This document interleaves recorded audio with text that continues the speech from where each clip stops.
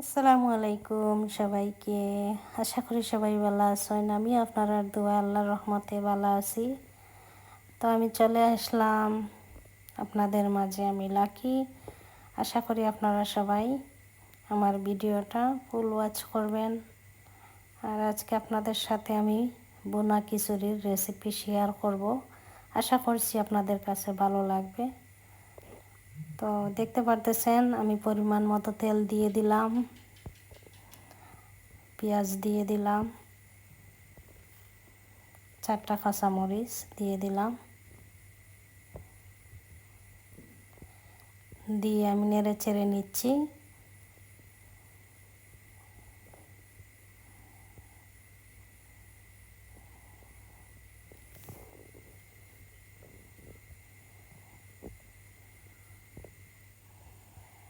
Please সবাই ভিডিওটা full watch করবেন। তো দিয়ে আমি নেড়ে চেড়ে নিচ্ছি, দেখতে পারতেছেন আপনারা।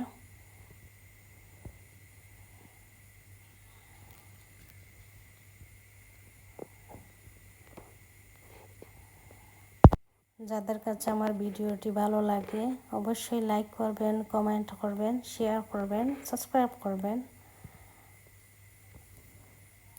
তো দেখতে পারতেছেন তেজপাতা দিয়ে দিলাম, দিয়ে আবার আমি নেড়ে চেড়ে নিচ্ছি।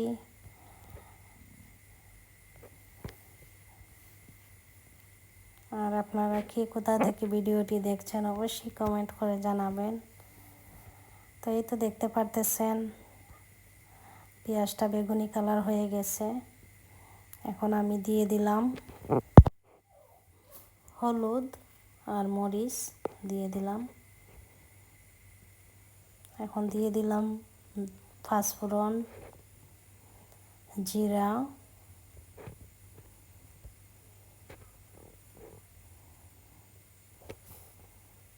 দুটা এলাচ দিয়ে দিলাম। তারপরে আবারও ধনিয়ার গুঁড়া, হালকা হলুদ,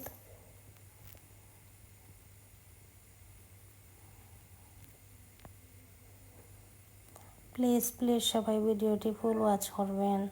ইনশাল্লাহ আমি আপনাদের সাথে থাকবো, পাশে থাকবো। তো দিয়ে আমি আবারও নেড়ে চেড়ে নিচ্ছি।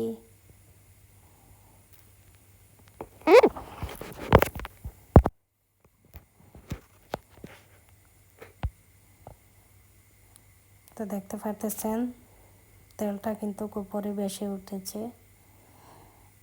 তো এখন আমি দিয়ে দিচ্ছি বিরিয়ানির মশলা, যেটা বলে আর কি, ওইটা দিয়ে দিচ্ছি। আপনারাও আপনাদের পরিমাণ মতো দিয়ে দিবেন।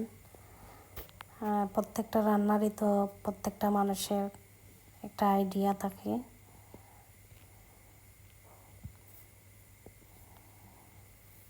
আপনাদের আইডিয়া মতো দিয়ে দিবেন। আর এখানে দেখতে পারতেছেন আলু কুচি কুচি করে কেটে রেখেছিলাম আমি, চাল আর ডাল, এগুলো আমি ধুয়ে ভালো করে দিয়ে দিলাম। আর চালটা অবশ্যই চাল আর ডাল ভিজিয়ে রাখবেন 20 মিনিট আগে। তো দিয়ে আমি আবারও নেড়ে চেড়ে নিচ্ছি।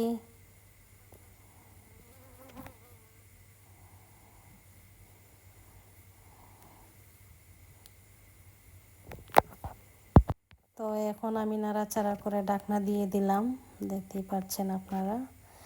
আর চুলার আঁচটা মিডিয়াম আছে দিয়ে দিবেন। লবণ দিয়ে দিলাম, দিয়ে আমি চালটা ভাজা ভাজা করে নিচ্ছি।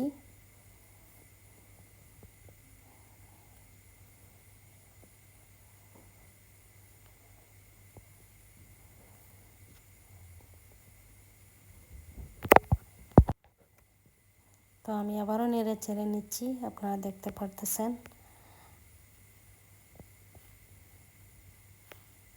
আপনারা কী ধরনের ভিডিও দেখতে চান অবশ্যই কমেন্ট করে জানাবেন। আমি ঢাকনা দিয়ে দিলাম। এখন আমি বাহিরে চলে এসেছি। দেখতে পারতেছেন গাছ থেকে 2টা পোলাওয়ের পাতা ছিঁড়ে নিলাম। মাশাআল্লাহ বাহিরের ভিউটা দেখেন খুবই সুন্দর। তখন আমি 2 পোলাওয়ের পাতা দিয়ে দিচ্ছি। এই পাতাটা দিলে খুবই সুন্দর একটা ফ্লেভার আসে। দিয়ে আবারও আমি নেড়ে ছেড়ে নিচ্ছি।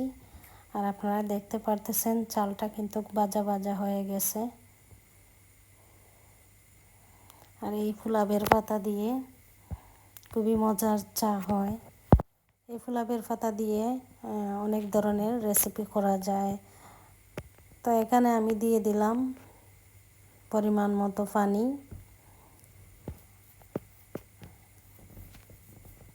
তো বোনা খিচুড়িটা এইভাবেই আপনারা করবেন, বাসাটায় করবেন, আশা করি ভালো লাগবে। আর যে কথাটা বলতেছিলাম, এই পোলাপের পাতাটা দিয়ে আপনারা যদি বাসায় রং চা করে খান, শরীরের জন্য অনেক উপকার। আর খুবই মজার একটা ঘ্রাণ করে, খুবই সুন্দর একটা ফ্লেভার আসে। বিভিন্ন কিছুর মধ্যে খাওয়া যায় এই পাতাটা, শুধু সাদা ভাতের সাথেও খাওয়া যায়। তো এই তো আমার বোনা খিচুড়ি হয়ে গেছে।